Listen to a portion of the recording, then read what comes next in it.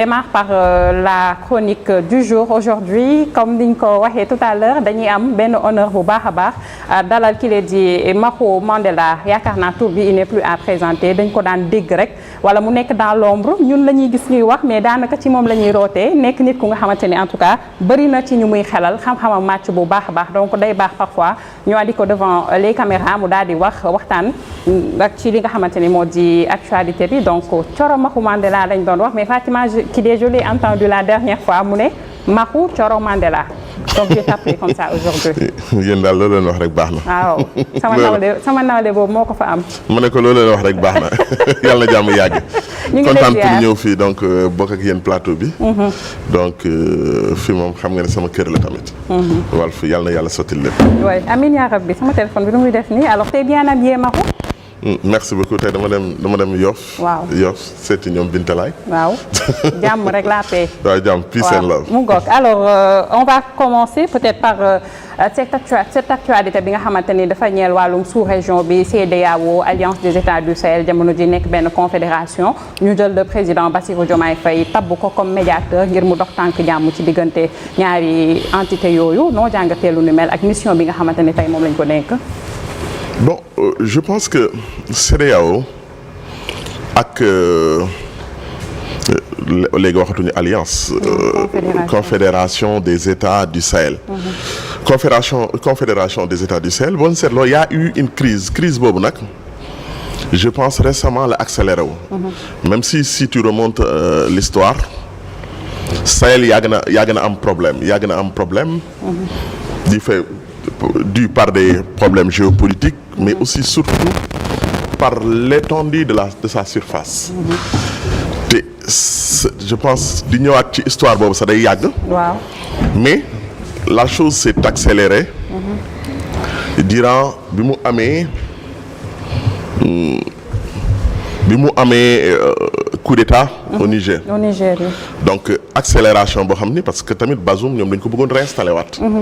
nañ ko réinstallation boobu noonu je pense parce que avant ça il y a eu un coup d'état en Guinée. au Burkina Faso. mais soo seetloo avec quand la CEDEAO a voulu imposer que ne le changement de régime là parce que en fait il faut que pour analyser ça. je pense il faut que nga xool des problèmes il y a eu des problèmes socioculturels yoo xamante ni dafa am ci zone yooyu noonu muy sur ces trois pays de la confédération des États du Sahel. dafa am problème boo xam ne dafa am muy Niger dafa yàgg am crise. crise politique coup d'état instabilité institutionnelle c'est la même chose en Guinée. et c'est la même chose aussi au Burkina. avec depuis et loolu li ko gën a accéléré mooy je pense Sahel coow li ko gën a accéléré mooy disparition de Blaise Compaoré le départ de Blaise Compaoré. parce que Blaise Compaoré depuis qu'il est parti c'est en réalité moon stabiliser la zone tamit parce que daf ko maîtriser woon fexe ba avec une main de fer muy wax ak terroristes yi di wax ak tamit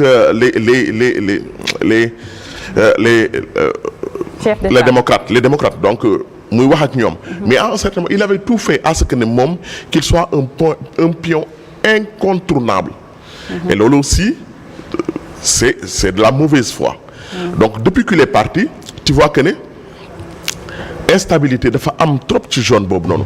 te soo xoolee que ça soit Goïta Tchani ak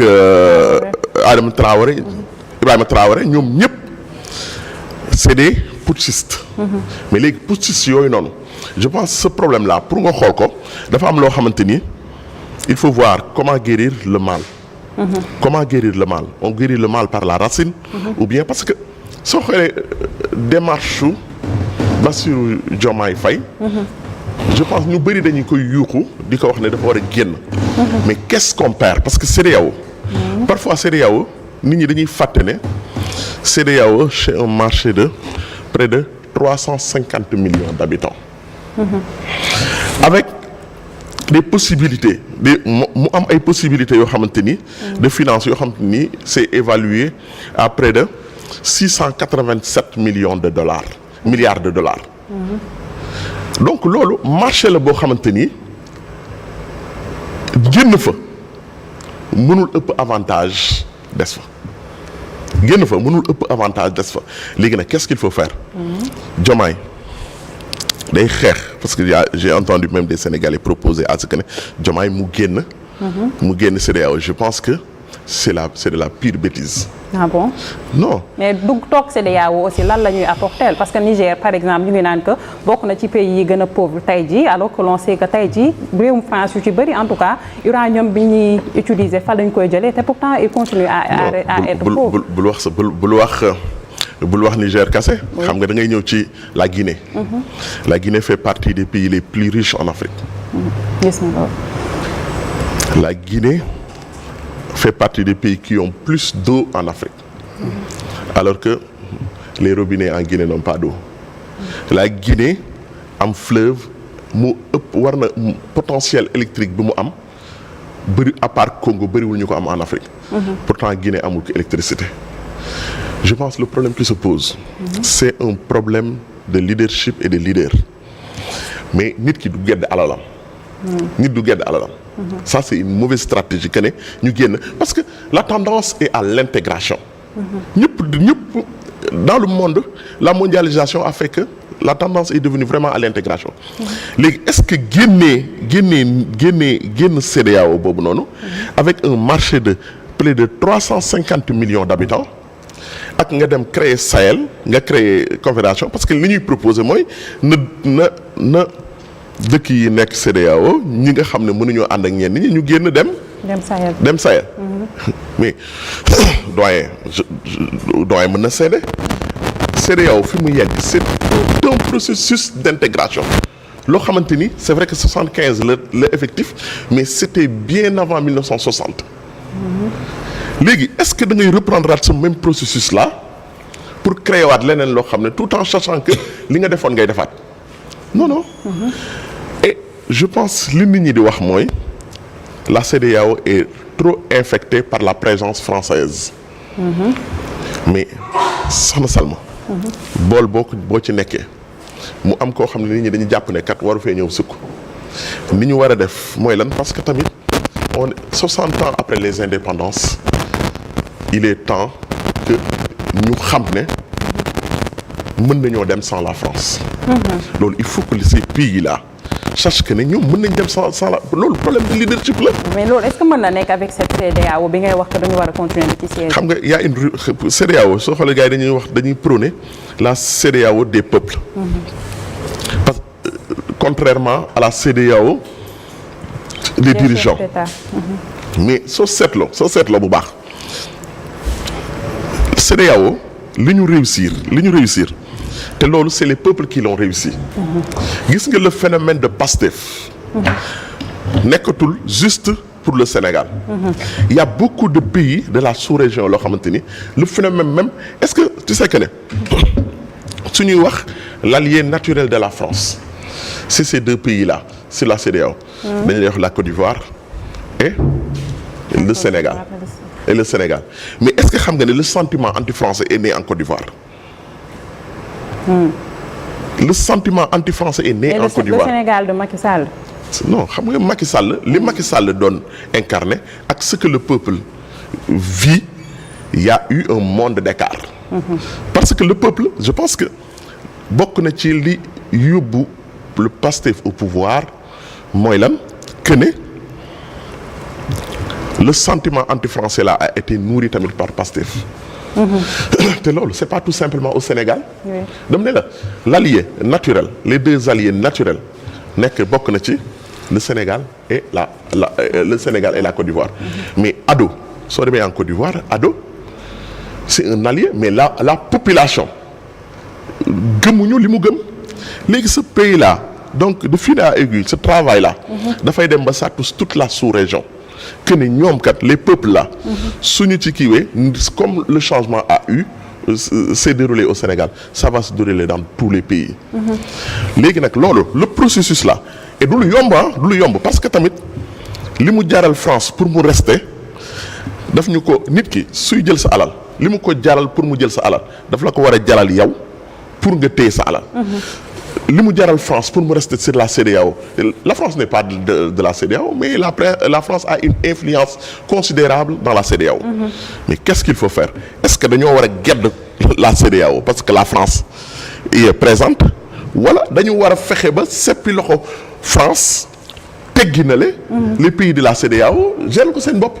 Parce que li indi coup d'état bokk na ci xam nga loolu c'est un cercle vicieux. Le ministre des Affaires étrangères malien au sommet des Nations Unies dafa xam lu mu waxoon Macky Sall ne que ñun on a le courage jël arme dindi li fi nekkoon. Mais yéen vous manquez de courage. Vous usez de subterfuge. ñëw changer constitution bi ne troisième mandat jékki-jékki ngeen ne deuxième mandat la ñuy yem jékki-jékki ñu ne troisième mandat c'est autorisé affaire yooyu noonu c'est un peu lâche. Ñun au moins on a le courage. soo seetloo la plupart du temps Alpha Blondy dafay wax naan vive le général abat le président. Vive le président abat le général. Souvent c'est le peuple là mais soo seetloo quand on parle de légitimité. Ces putschistes-là, parfois sont 1000 fois plus légitimes que ces démocratiquement élus-là. te loolu ñoo leen di légitimer. léegi nag est-ce qu'il faut faire ce qu'il faut faire mooy lan pour man le rôle de la CEDEAO il faut que mu am benn cap bu bees le cap mooy lan fexe ba nga xamante ni une uniformisation des lois de certaines lois constitutionnelles mooy lan la limitation des mandats. si beaucoup de choses loo xam ne coup d'état dañ ko fiy fexe parce que fekk mauvaise gouvernance ak vouloir se maintenir au pouvoir mooy continuer coup d'état du ci ñàkk. te xam nga vous pouvez forcer un militaire à prendre le pouvoir mais vous pouvez pas forcer un militaire à rendre le pouvoir. Et ça s'est passé partout de la même façon. Le peuple pousse le militaire, parfois même demande le départ d'un dirigeant, pousse le militaire à prendre le pouvoir. Mais le militaire là va se retourner contre le peuple là. Parce qu'il n'est pas fait pour diriger. Oui, en tout cas. Mais pour ce qui est de la mission bi ñu jox le président Bassirou Diomaye Faye, est-ce que nekkul benn cadeau empoisonné? Gis nga parfois mais problème bi mooy il est le mieux placé pour pouvoir gérer cette mission là. Parce que lui au moins il peut parler avec ces putschistes là parce que la position de Pastef est une position anti-française. Léegi position boobu noonu mais Diomaye moo ko am te en plus les gens parfois dañuy fàtte Pastef quand il y a eu l'embargo le Pastef s'est désolidarisé. Quand il y a eu l'embargo au Mali le Pastef s'est désolidarisé loolu dafay def que ne ñii kat kii kat moo gën a neex a waxal ci ay Faure Gnassingbé et Adama. Parce que tamit ce que xam nga Faure mënul taxaw moom mu ne putschistes yi yéen vous devez rendre le pouvoir à ce que ñu def ay élections démocratiques alors que moom li muy def moo ba gën a graaw sax. moo gën a graaw coup d'état. Coup d'état, oui. Parce que c'est quelqu'un boo xam ne il a mal pris le pouvoir il a mal géré le pouvoir et il refuse de rendre le pouvoir. C'est problématique. Il a pris le pouvoir par le biais de son père. Il le gère d'une main de fer. Il change la constitution pour qu'il y ait plus de suffrage universel direct. Mais kooku quelle leçon il peut donner à Ibrahima Traoré. ak Goïta ban leçon ak Abdourahmane Tiameni amul lu mu leen mën a jox. amul benn leçon bu mu leen mën a jox. mais xam nga bu leen fàtte ne Macky Sall quand il a été élu en 2012 am na daf daan taxaw devant les leaders de la CEDEAO di leen jox ay leçons de démocratie. mais yow légitimité fraîche bi Diomaye am ñoom amuñu ko parce que ñu ci gën a bëri mais avec le temps tu sais que ne Macky joxetul kenn benn leçon de démocratie. mais est-ce que du légitimité boobu la ñu bëgg a yàqal Diomaye aussi. non yàqaluñ ko parce que pour man après ñee mën nañu dem ba commencer di méfier de lui. non mais pour man xam nga ces pays là. est-ce qu'ils ont les moyens de leur liberté de leur autonomie est-ce qu'ils ont tous ces moyens là. waaw mais nank.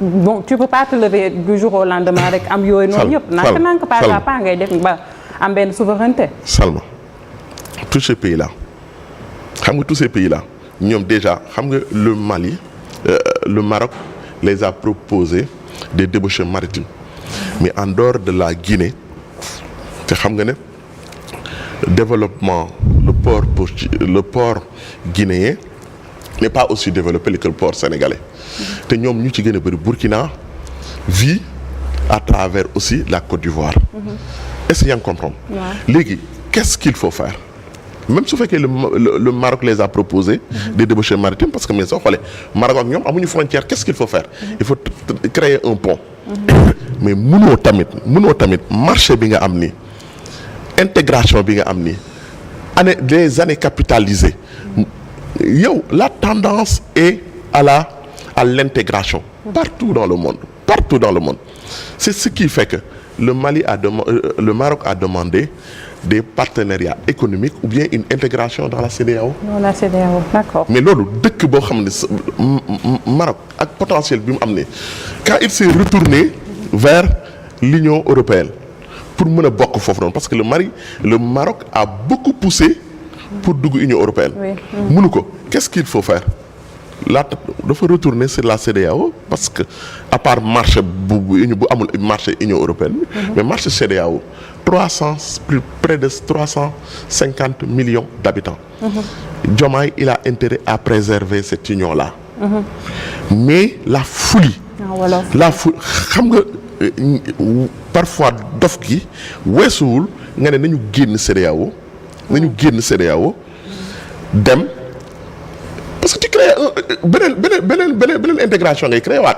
waaw mais et puis quoi Makhou même si ça prend du temps dinañ ci arriver. mais léegi lan moo war a tax tous ces pays là war a génn CEDEAO dem créer Sahel. parce que muumu jaam gi gëmuñu ni dina dog ci méthode bii nga xamante ne moom la ñuy doxee. mais pourquoi africains yi suñu amee fulla je pense que ne Diomaye soo amee parce que processus gis nga un processus il est évolutif parfois il est lent parfois il est rapide mais gis nga parce que xam nga le changement dafay nekk un changement pyramidal wala mu doon un changement à pyramide renversée mooy maanaam ci suuf lay jógee dem ci kaw wala mu jógee ci kaw dem ci suuf mais yow est-ce que seetlu nga benn affaire même c'est la recomposition politique au Sénégal en ce moment l'opposition comme le pouvoir tout le monde est anti-système ñëpp anti-système et qui parle d'anti-système aussi parle de l'anti-français parce que population bi loolu la gëm léegi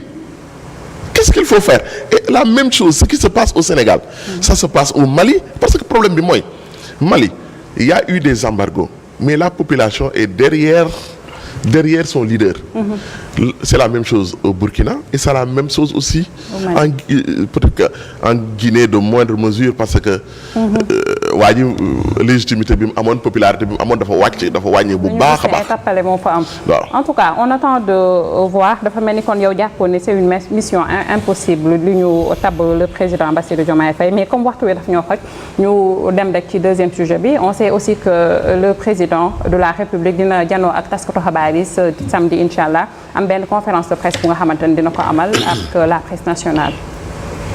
Déjà il faut saluer ça. waaw ñoo ngi ziar maa ngi am jàmm. donc il faut coach waaw sama goro bi donc il faut saluer ça xam nga doyen mën na ma seede. du temps de Wade du temps de Abdou Diouf. Abdou Diouf il avait une habitude boo xam ne on l'a perdu avec Wade et dinaa la wax lu tax on l'a perdu avec Wade. avec Macky ça s'est pas passé. Abdou Diouf à chaque fois qu'il revenait de voyage coach. aéroport Léopold Sédar Senghor ex-aéroport Dakar Yoff il tenait une conférence de presse à chaque fois c'était une habitude c'est Abdou Diouf dina wax lan moo taxoon mu dem lan la fa indi fan lañ to réew mi toll bi ñu koy laaj ci question yu bëri question politique les gens profitaient de ces retours de voyage pour poser que question yooyu noonu et da ngay gis que ne dès que Abdou Diouf dem Abdoulaye Wade bi muy ñëw je pense qu'il y avait de bonnes intentions joxoon na conférence face à la presse. Sud FM face à la presse.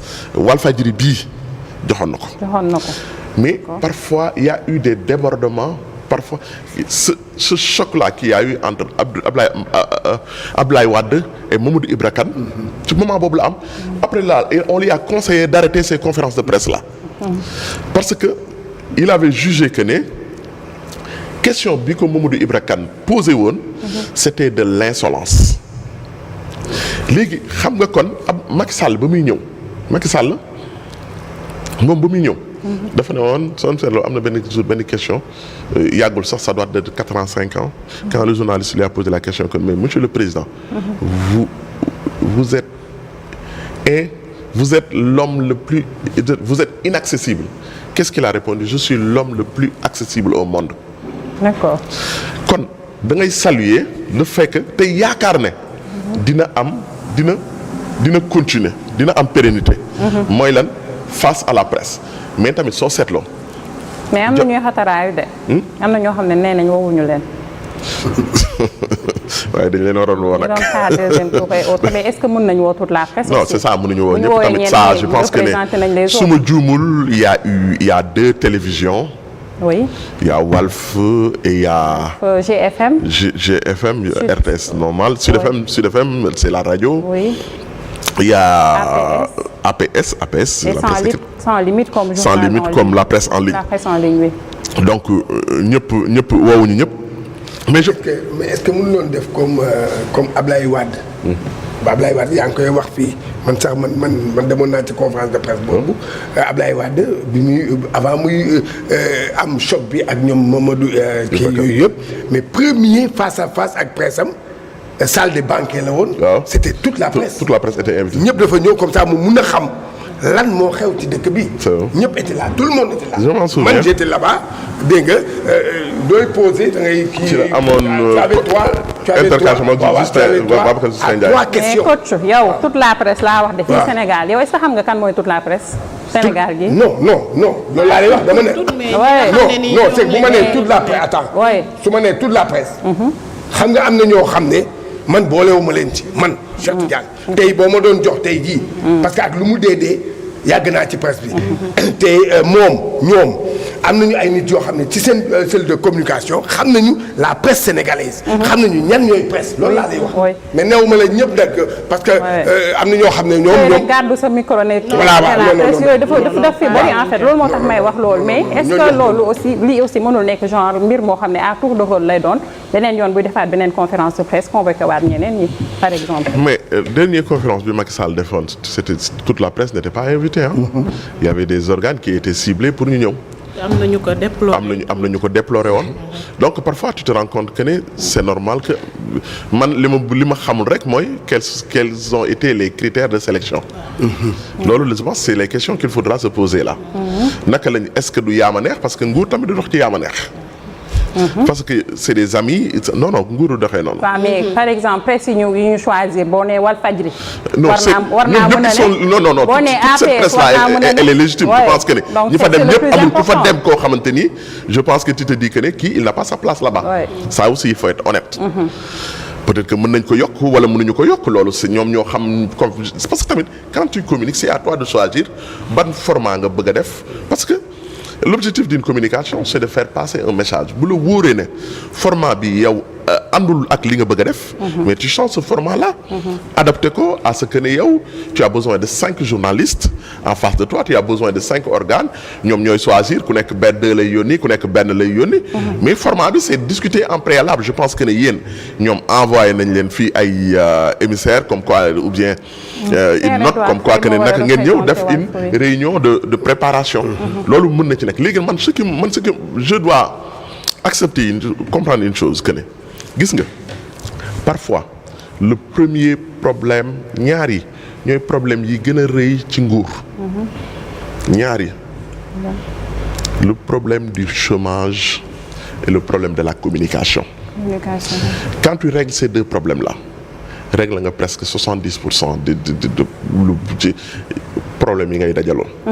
chômage te man su ma amee conseil yu may jox opposition bi yi ma koy wax may lan est-ce qu'il y a en ce moment de la matière à attaquer le régime. nee nañ 100 jours de confinement. xam nga 100 jours par le premier ministre. xam nga 100 jours Macky Barack Obama daf lay bi mu defee 100 jours on lui a posé la question à savoir quel est le bilan de ces 100 jours à la tête du gouvernement. Il a dit une phrase mémorable phrase bu am solo mu ne 100 jours c'est important mais le plus important c'est les 1000 jours qui viennent. mooy lan le reste parce que 100 jours tamit mënoo fi def lu nga xamante ni kat nit ñi dinañ ko gis nii bu baax parce que mën nga rek poser les jalons que ne fii la ñu jëm. voilà. day mel ni nit ku yor oto war a jëm Thiès mu dawal 3 minutes. xam nga fi nga yeggagul bëri mais mën nga xam ndax kii wala mu dawal 10 kilomètres war nga xam ndax dafa jaar côté bi. wala dafa jaar côté bi wala fi mu jëm nii foofu ngeen waxante. mais mënoo xam ndax dina yegg Thiès wala du yegg déedéet mënoo xam loolu quoi li nga mën a xam mooy est-ce que yoon bi mu jël nii est-ce qu'il a pris le cap. loolu rek nga mën a xam. 100 jours yi. ce qu'il pousse mais léegi nag c'est à l'opposition de voir est-ce que parce que gis nga régime mandat dafa métti. à chaque fois di nga war a am loo wax gis nga loo wax moom du ñàkk. mais soo waxee li jarul wax li jar a wax bu jotee. boo ko waxee soo deful ndànk nit ñi dinañ tànqalu dina métti ci ñoom ba dootuñu déglooti. léegi nag chaque opposant a sa propre stratégie. Il y a des gens qui ont choisi de se taire et d'observer benn période de grâce. ñooñu c'est une stratégie. am na ñoo xam ne dañu ne non comme ñii ñëpp noppi nañ bàyyil ñu wax. parce que bu dee boobu noonu parfois ça sert à rien de crier avec les loups nañu wax nii mu xam ne gars yi dinañu déglu parce que ñuy wax bëri ñu. instant bi ñuy wax bëri ñu de. soo seetloo candidats yi nga xamante ni ñoo demal élection présidentielle sur les 19. 18 yi des yëpp. presque wala 20 yi de donc waxuñu oui au moins ils sont légitimes parce que am nañ 0,00 sax parce que dem nañu. ñooñu mën nañ leen xayma mais ñiy wax tey jii mooy ñi nga xamante ni mosuñu dem élection deuxième tour lañ doon xaar peut-être wala leneen en tout cas waxtu wee ñu xoj. waxu mais on aura l'occasion peut-être gën a yaatal. ok donc am naa mbégte tout fekk fi donc fii moom xam nga li ma ko waxee rek fii sama kër la. donc muy doon lu yàgg quoi. di la jaajëfal bu baax a baax di la jaajëfal encore une fois parce que comme on a l'habitude de le dire derrière les caméras ngay faral di toog mais bëri na ñuy toog ci caméra yi di wax ci yow la ñuy taataane kenn ci man alors ñu jëli tout de suite rubrique sport di kat